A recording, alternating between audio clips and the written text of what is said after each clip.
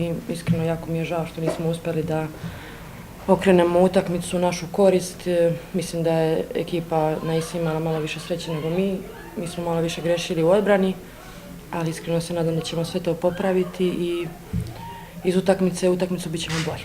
Mislim da je večeras pobedio prvenstveno kolektiv i naravno dogovor i slačionice. Mogu da kažem veliki deo da smo ispoštovali ono što je trener tražio od nas. Neki deo i nismo, da jesmo mislim da bi to još bilo uvedljivije, ali evo obećavam već sledeće utakmice da ćemo sve dati od sebe i odraditi ono što trener traži od nas. Mi smo znali da nas očekuje jedna vrlo bitna utakmica, kao što ste videli psihički izuzetno teška i za ekipu Neise i za ekipu Bekamenta.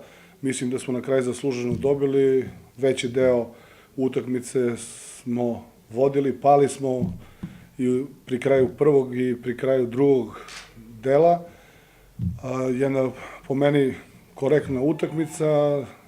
Kad bi ispravili ovo i mi i oni neke tehničke greške, mislim da bi to bilo mnogo bolje, ali smo pokazali da mi i Bekament trenutno smo ekipe koje su već sigurno ušle u play-off i naravno u tom play-offu vidjet ćemo šta će sve da se izdešava. Sad se borimo za poziciju, što bolju poziciju da bi nam bilo lakše, ali kažem sve utakmice Neise i Bekamenta su uvek bile, odnosno Knjaz Miloša ranije, uvek su bile zanimljive, neizvesne, tako i ovo večeras moglo je da se desi obrnuto, ali šta je tu je, idemo dalje.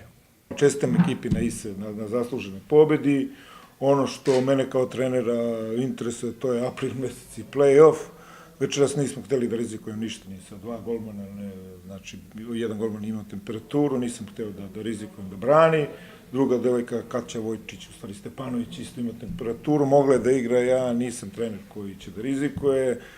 Prvenstveno me zanima šta ćemo da radimo u aprilu mesecu, ovo nam sve služi kao igravanje.